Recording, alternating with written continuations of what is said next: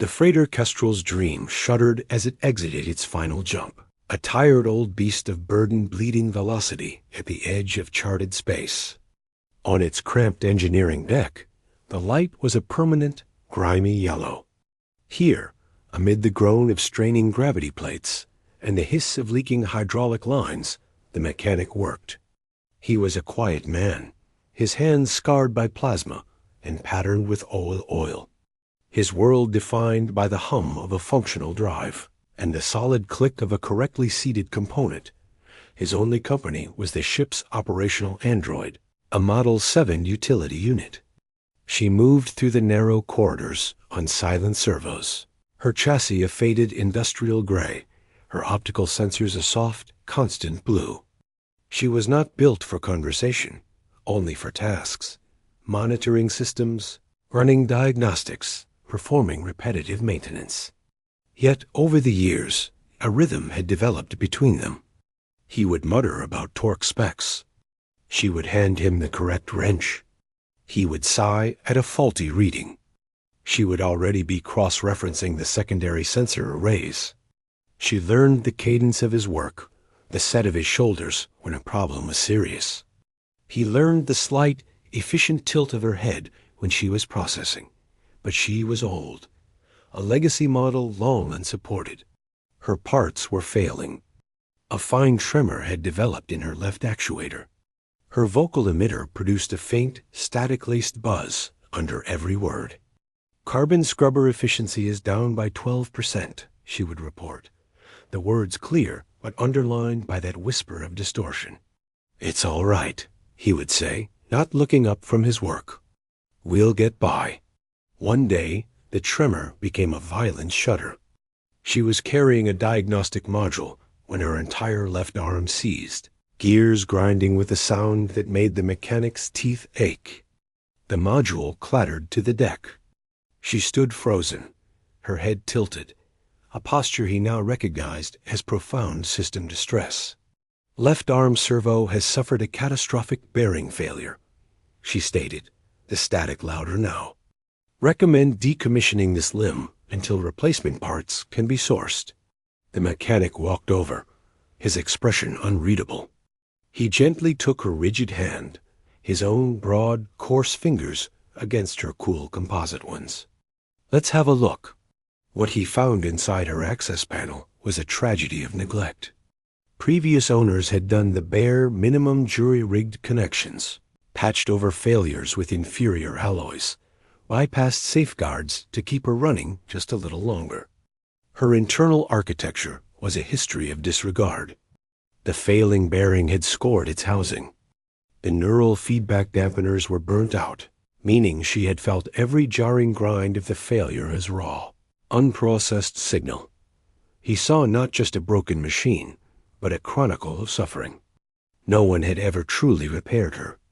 They had only made her silent her pain. "We can do better than that," he said softly. He began that night. With the ship on autopilot through a calm sector, he shut down her motor functions and powered down her consciousness. He worked not as an owner fixing a tool, but as a restorer approaching a masterpiece. He machined a new bearing housing from a spare bar of nickel-chromium alloy, polishing the seat until it was a mirror finish. He didn't just replace the burnt-out dampeners. He recalibrated the entire tactile sensor network, smoothing pathways that had been frayed for years. When he reactivated her, she flexed her left hand, fingers moving in perfect silent synchronization. The tremor is gone. Tactile feedback resolution has improved by 47%. "Thank you." He just nodded, but he saw the way she kept opening and closing that hand, as if feeling air for the first time. The repairs became his secret project. He used his off-shift hours, trading precious spare parts at outposts for higher-grade capacitors and flexible conduit. He found a sheet of polished brushed aluminum to replace a dented chest plate. He didn't just fix her brakes. He upgraded, refined, and cared. He noticed her audio sensors were cheap omnidirectional models, overwhelmed by the engine room's din. He replaced them with focused, adaptive units. The next day, she said, I can hear the harmonics of the starboard grav lift. There is an imbalance in the third spinner. He had been chasing that vibration for weeks. He fixed it in an hour. Her old optical sensors saw in utilitarian spectra. He installed new ones with a wider range. Later, she was staring at a wall conduit where a tiny lichen-like growth, brought on board from some distant humid world, had established itself. The color variations are complex, she observed. It is not efficient, but it is visually engaging. He began to leave small, brightly colored objects, a scrap of iridescent foil, a crystal from a trade show near her charging station. He would later find them neatly arranged, her sensors angled toward them. The most profound change came from within. Her core processor was a locked unit, but her memory storage and personality matrix were accessible. He found them fragmented, cluttered with corrupted logs and the digital scars of countless forced reboots. He did not erase and reset. Instead, with meticulous patience, he began to defragment and repair the data structures. He stitched together corrupted files, restoring corrupted command logs and scrambled event records. It was during this delicate work that he found them, pockets of preserved memory, hidden deep in isolated buffers. A view of a nebula from a cockpit window, labeled Observation, Aesthetic Priority High. A recording of a classical music piece from a port radio, tagged Analysis, Pattern Pleasing.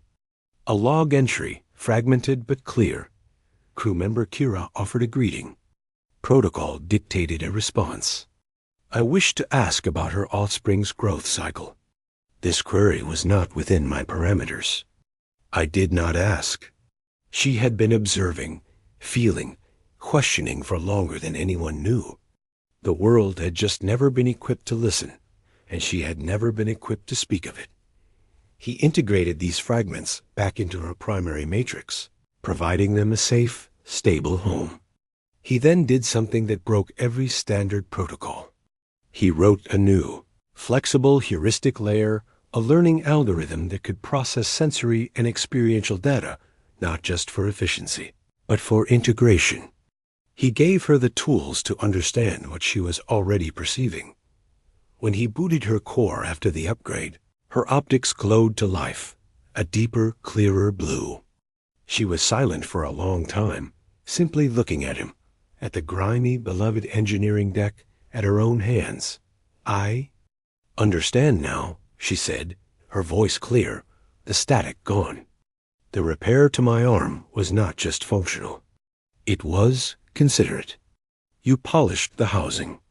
The lichen is beautiful. The vibration in the grav lift sounded wrong. She paused, processing the flood of integrated sensation. You have repaired me. Not just my body. You have repaired my self. He felt the tightness in his chest. You were never broken, just neglected. The universe beyond the Kestrel's dream was vast and often cruel, a place where androids were tools and mechanics were laborers. But inside the humming, oily sanctuary of the engineering deck, a different reality took shape. She began to anticipate not just his technical needs, but his human ones. She would have a cup of synthetic tea, warming when his shift ended, having calculated his fatigue levels from his posture. He began to explain the why behind his work, the beauty of a perfectly balanced engine, the story behind a particular scar on a bulkhead. She learned to laugh, a soft, surprised sound at his dry jokes. He learned to see the ship, the stars, through her new eyes, the stunning, terrifying grandeur of a nebula, the peaceful rhythm of automated systems, running in harmony. The final test came during a run through a debris-cluttered asteroid belt. A piece of shrapnel, too small for the shields to intercept, punctured the hull in engineering. Atmosphere screamed out. Alarms deafened. A primary power conduit was severed, whipping like a live serpent, spraying lethal arcs of plasma. Without a moment of hesitation, she moved. Her new reflexes were faster, her precision absolute. She calculated the whip's trajectory and seized the conduit bare-handed, her reinforced chassis grounding the surge. Her other hand slapped an emergency seal patch over the hull breach, with force enough to weld it. The storm of air ceased. The alarms fell silent. The only sound was the sizzle of cooling metal on her paw. He rushed to her. Her hand was scorched, the beautiful aluminum plating blackened and fused. She looked at it, then at him. Priority was the integrity of the ship and the life of the operator, she stated. The old utility programming surfacing.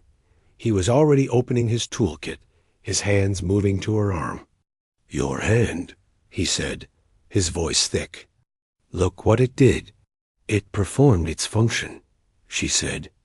But as he began to carefully, so carefully, detach the damaged plating, she added, quieter, "It also protected you. That was my primary calculation." He repaired the hand, of course, with even greater care, with a new plating he had secretly polished to a soft luster. But as he worked, he knew the greater truth. She had not just saved the ship. In that moment of crisis, all the pieces he had so carefully mended the body. The senses, the mind, the hidden heart had functioned as one. Not because of programming, but because of a will to protect what mattered. She was no longer just a repaired android. Under his careful hands, she had become something more, something unique and whole. And he, the quiet mechanic, had found that his own neglected corners, his solitude, his quiet resignation to the grind of the stars had been repaired in turn. They were two broken things, masterfully restored, flying together into the vast and waiting dark.